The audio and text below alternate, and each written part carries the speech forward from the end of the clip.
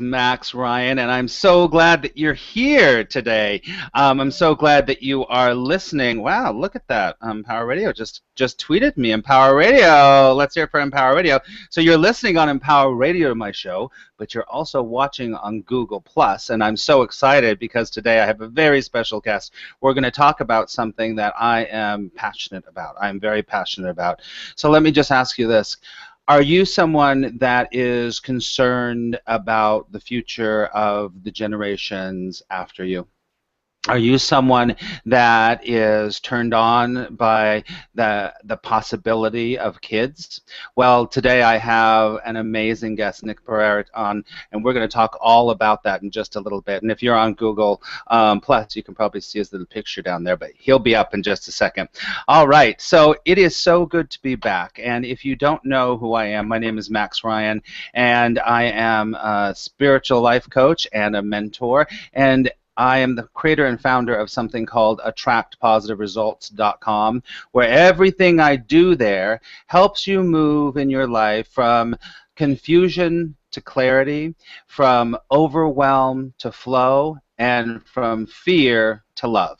And how I do that is I teach you different tools and strategies based on spiritual principle, and especially something called A Course in Miracles, which I have been a student for 30 years now, and actually a little more, 30 years now, and I also base a lot of my work on the law of attraction.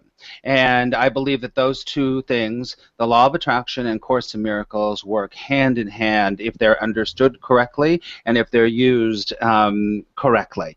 So welcome to the show. I always say I really honor you for taking the time to just be here, to just either watch or listen, because I really honor all of us that step out and say, you know what, I want to expand my consciousness. I want to learn a little bit more about the world, about myself, about how everything works. And I believe that the greatest power you have is your power of choice. And you're making a power of choice by listening to this show or reading a book or going to a film that will enlighten you, or just, purposely having a conversation that isn't just on the surface. There's a time for surface. I mean, I could do surface all day long, but but really, ultimately, our journey here is so rich and so full of adventure. And so to reach out and to learn more, I'm giving you a big round of applause and a pat on the back for that. So welcome.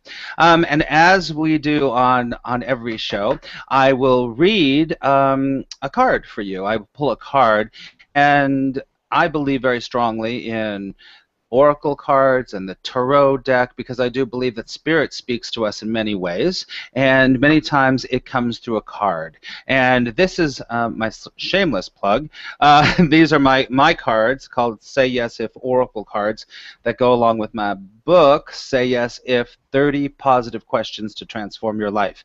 And these questions, these cards, each have a question to make us think about something, to ponder something, to meditate on something that you might not be thinking about, that will, like I said, expand your mind a little bit. So here's to expand in our minds. All right, let's just see what card we pull out first, and then we're going to go to Nick. Okay, let's see. Wow, this is a this is a really great. The card is always exactly right for what I'm talking about every time. This card says, "Say yes if you will find and follow a leader in the world today." Say yes if you will find and follow a leader in the world today. Now, it is so appropriate because Nick is a leader in the world of empowering youth. I'm sort of a leader in the world of your self-discovery and helping you to have a peaceful and joyful and loving life. So you've already actually reached out and you found, sort of a leader already. So I believe very strongly that unless we reach out, use our power of choice to say, hey, I need to read Wayne Dyer's book. I need to read it could be the classics, Marcus Aurelius, one of my favorite leaders, I have to say. if it's anyone contemporary, or and of course the great spiritual leaders, Buddha and Jesus and Muhammad and all those, you can follow a leader. But if you want to do something in the world, if you want to be an actor, if you want to be a writer, if you want to be a spiritual teacher, find someone that turns you on, that you go, I want a career like that. Study them. It's like that whole 7 habits of highly effective people is sort of based on this one thing. Find someone, because if someone else has done it in the world, you can too. If you're just taking it all on yourself to try to do it, it's going to be very hard. But there are leaders all around you. And my experience is that if you really do resonate with a certain leader in whatever field that you want, and they're still around, my experience is reach out to them. Go see them. Go talk to them. Most of them will find some time to talk to you. So, whatever that happens to be for you, I'll say it again. Say yes if today you will find and follow a leader in the world today. All right. Okay. I am so ready to bring my friend Nick on. I met Nick probably a couple of months ago through my other friend, Michael Loget. And Nick, hey, are you there? I am here. How you doing, Max? I'm doing fantastic. It's so good to see you, and I'm thrilled about today's topic. And I know that you are passionate about youth and about the generations kind of after us. Well, you're a generation after me already. Well, actually, speaking of generations, I just turned 50 years old, and my last party. This is like a party. It was in my last show was in New York, so we had a great. So you're the generation after me. So, well, actually, you might be a couple, but that's okay. So, Nick, please tell us, what is it that you do for youths, and what is it that is your passion, and why are you called to that? Fantastic. Thanks, Max. I mean, as far as what do I do, similar to you, I'm here to bring conscious awareness to our youth generation. Our generation underneath us are being born right now in an era and in an age where consciously they're going to be able to do things and be able to feel things that even myself won't be able to tap into. And because of this, I always have believed, when I've looked at the world, that my job, I've always had a sense that my job was simply to make the next generation better. That I am part of a lineage that has been going on for thousands and thousands and thousands of years, and that we are here simply getting better and better and better. We're evolving as a species, as a consciousness, as an entire being. And so that's my job. And why am I drawn to youth? It's funny, Max. I never... and I'm sure you can relate at some level, I never thought I would work with youth. In fact, I was asked a long time ago, what about youth, Nick? You'd be so great to work with youth. And I resisted it, and I resisted it. And then the more that I learned, and the more that I grew personally, I understood that if we were truly talking about transformation, if we're truly talking about evolving as a species, as a one entity to the next level, then the only place to really focus is on the youth. Oh my God! And that's why I felt so drawn, because I see the bigger picture. I'm acting as a whole rather than as a self, rather than as an individual. I'm leading the way by acting as a whole, and as a whole, it's about giving to the next generation. So that's why I'm where I'm at. Wow.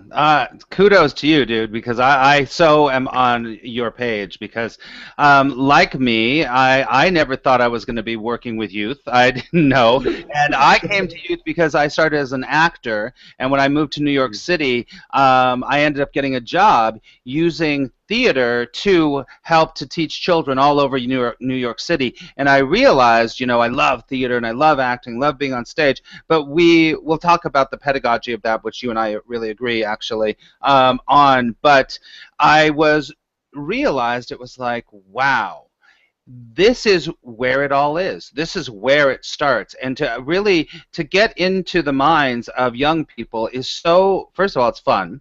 Second of all, it's just the endless possibilities, and it's fertile ground for the kind of stuff that you and I know about spiritual truth, and maybe we don't even use that word spiritual, but about universal laws, about how to create a world that is full of love and light and on everything that we're all about.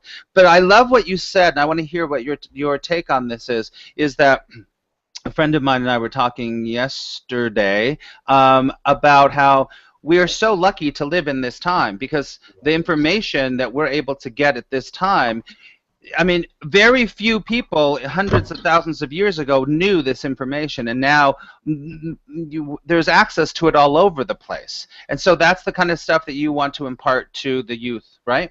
Yes, absolutely. Mm-hmm. This is a generation in an age of enlightenment. This is something that yogis have been speaking about for thousands of years. Yep. That our world goes through cycles. It's so funny, Max. I just got to share as I speak. Anybody who's listening that understands this, my whole body is tingling. Right? And it's just like I just feel so good about it, right? Yeah, it's just like, oh, look at this, right? And so yogis have been speaking about this for thousands of years, that our world goes through cycles, and that right now we are on an upward swing. There is nothing to fear. We do not need to fall into any sort of propaganda or sort of fear tactics that are being thrown to us, because those are actually designed to keep us at a lower level vibration, a lower level consciousness, because there are some people in the world that benefit from that. There benefit from keeping this knowledge a secret, right? That's the secret, right? But the knowledge isn't a secret. Yogis have been speaking about this for thousands of years, and where we are in our own cycle is that we're on an upward swing, and it is what will depend on what that upward swing looks like is on the choices, and you nailed it on the head when you said the choices we make, because it's the choices that we're making right now. And when we act in alignment with the macro, with the universe, when we are flowing with the universe, then life is good, right? Life is full of love and energy and passion and joy, and there's excitement, and you're up early and you go to bed late, and you don't, you're going with the rhythm of life, Yes. right? With the rhythm of the universe. But when we're resisting life, when we're resisting this upward trend, and we're trying to still hang on to the old beliefs and the old ways of thinking and the old systems, Yes. well, then we cause much suffering. And of course, our youth know this at such a level where they may not be able to articulate it, but they can feel it. Mm-hmm. They know that there's more to life than what they're being told, and that's, of course, where me and you come in as an alternative way. And it's alternative, but it really is an alternative, as a way to look at life that allows you to fall into the rhythm of life, rather than trying to beat to your own drum. Or the magic of life. Oh, yes. Oh, Yeah. I brought that all back around. See how that? But it's true, and you know what? I believe that to be true. That youth. I mean, but I worked with from babies from literally 1.5 years old all the way up to high school, and I also work with teachers. But I specialize in early childhood. The difference, and I don't know what age. I think you are more on the teenage side, but Teenage, yeah. yeah, and so but really I noticed that really this internal knowingness of these laws, that's not alternative because it is the way it is in the world, and the way spirit works, that kids got it from about 1.5, 2, 3, 4. At about 5 years old they start losing it. They start to forget it a little bit, and it's because they're being trained by the outside world of what's real and what's possible, and it's told to them over and over. And I believe really strongly that the younger you can get to them, the better. So let me ask you this. So you work more in the teenage years, right? Yes. Populations. So do you find, how do you find them as far as like still having that sense of possibility, and how is it that you teach them, and what do you, well, Yeah. What do you do with them to help them to rediscover that and to apply it to their life? Absolutely, great question. So the first question about what is it that they're is do they see the hope? Do they see the Right. possibility? Mm-hmm. And you know what I'm going to say? It depends on the area of the world. Okay? And Oh, so, or the yeah, area of New York City.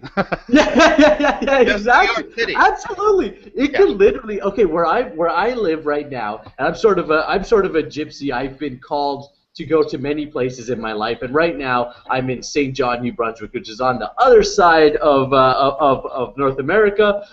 You know, and we are in a population here in St. John where the youth doesn't see hope, and of course this is why I've been called here, right?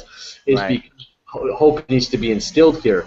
So in some areas and some neighborhoods, there is no hope.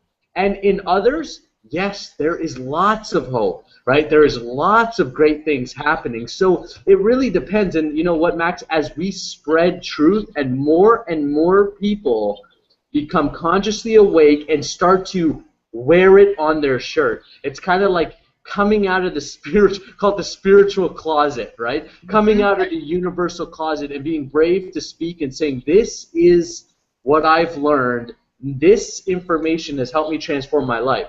So as far as seeing hope, there is a large percentage of the youth population that see no hope. But there are those leaders in the youth population that do. And so Yeah. it's about tapping into both of them. The leaders that do see the hope, it's about what I do for them is equip them with processes, steps 1, 2, 3, 4, 5. This is how you're going to become a better leader. This is how you can create influence and have a positive and attract positive results.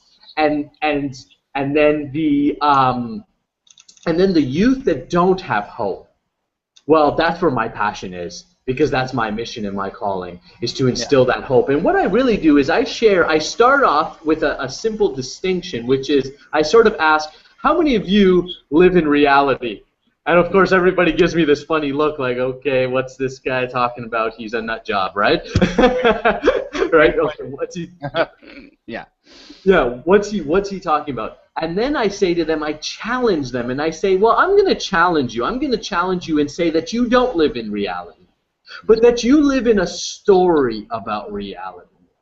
And your results are in direct dance or direct correlation with your story about reality. And of course, this is how I start, and this leads us into all kind. We're going down the rabbit hole. Totally. And I love yeah, that. It's so beautiful. And I love, it's so, I love that. I do a whole thing. I mean, for my students and for everyone that I work with, we do a whole thing about story. What is your story? yes, And it is all based on that. And it's so interesting because I don't know if you believe this to be true. Where I worked was called the Creative Arts Team in New York City, which you should look up. sure. Our pedagogy really was that we had no answer. No, we don't have an answer. We are just there to bring up any kind of situation or question so that we can facilitate the student finding their own answers and their own learning. And Yeah. so ultimately, when you ask, I mean, it is all about asking the right questions, isn't it? It absolutely is. And you know what? I am not a moral teacher. If I was a moral teacher, I would be trying to push my ideals and change you. And you I wouldn't be am, and you wouldn't and be on yeah, the no, show. you just can't do it. And this is the problem with people out there speaking about morality, right? No, I am not a moral teacher. I am not going to tell you what is right or wrong, good or bad. You will decide that for yourself. that's I right. am simply there to show you that you are perfect in the way that you are, and Yeah, to show you and to expand and ask questions to challenge your own thinking, so that exactly. you yourself can arrive at new levels of thinking.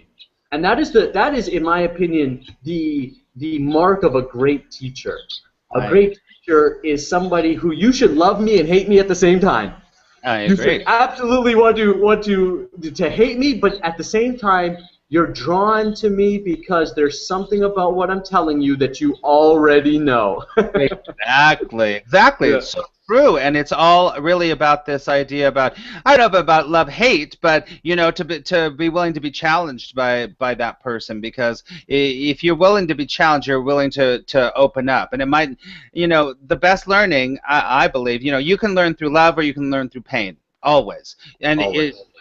you can choose. You can definitely choose, but a lot of learning that really requires changing your story, a lot of that learning requires some pain. It does. It requires some, you got to let go of something. And when we have to let go of something, and when you're trying to facilitate your students to let go of something, there's a lot of resistance to that, right? Absolutely, yes, because the ego wants to hold on to it. There's an identification there that if I let go of this, what the mind is and what the ego is tricking you, what your mind is playing a trick on you. And what it's saying is that if you let go of me, there's a danger. Wow. There's something out there that's, if you let go of this concept and this idea, you're not going to be taken care of. And of Right. course, we know this to be an illusion and a trap.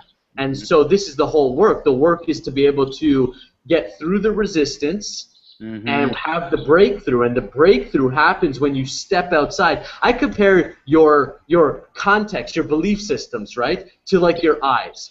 You look around the room, your eyes, it gives you the ability to see everything. You could see the colors, the magic. You could see what's good, what's bad. You're putting all these labels on it. But what is the thing that you don't see?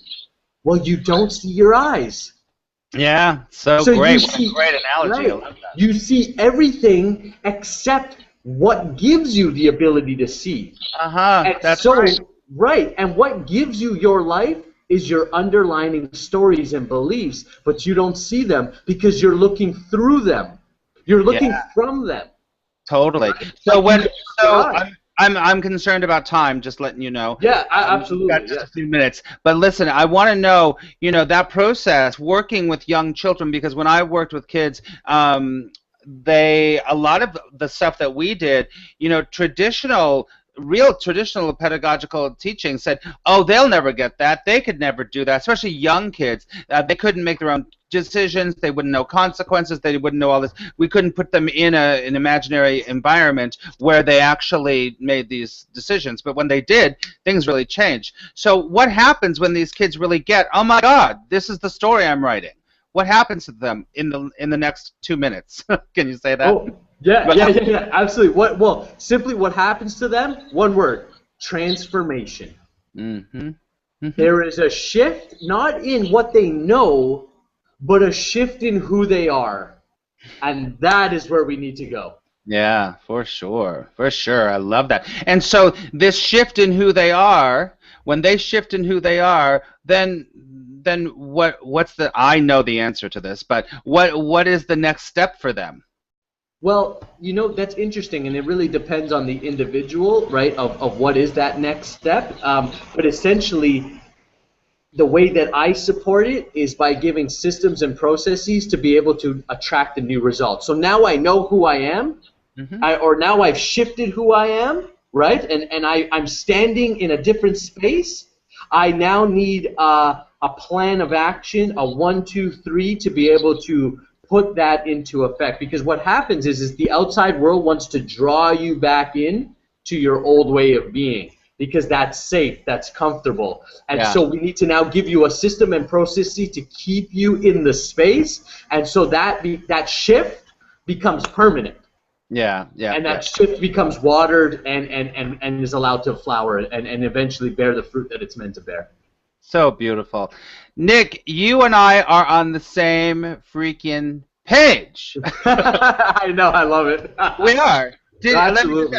in our last, we're going to wrap up and see how people can get a hold of you. But I just want to ask you a personal question. Have you done Yeah. A Course in Miracles or any of the Course in Miracles work? Yeah, no, I have not. Oh my God, you would just go, ah, you would get it. Get it. So it's really a lot about, the Course of Miracles, the terminology in the Course of Miracles is so mainstream now, which I love, and it's really happening in so many ways, but, it's incredible, so you should check it out. Okay, so I that's just will. personal. But I want people to know where they can get in touch with you and what you're doing. So in the last minute, let's do that. Yeah, absolutely. So just quickly at the bottom of my link, I think it's nickpereira.com. I said I think because I have a few different websites. So this one, it's nickpereira.com. I belong to another organization. I belong to a larger entity called Discover the Edge. But specifically for you speaking, if you're interested in having me work with your group or work with your youth, if what I said today makes sense to you and you want to expand on that, then Love visit it. nickpereira.com and you'll be able to connect with me there. And it's spelled Pereira. Correct. Yes. Okay, wanted to make sure. All right, Nick, thank you so much for coming, and I hope that you had as much fun as I did. Absolutely, Max. This is amazing. Thank you for the work that you're doing. You really are a leader, and I appreciate it. Oh, thanks so much. All right, everyone. I will see you next week. I'm not sure what the topic is yet, but as I always say, I pray that love will guide you. And remember, unthinkably good things can and will happen. Have a wonderful week. I'll talk to you later. Bye.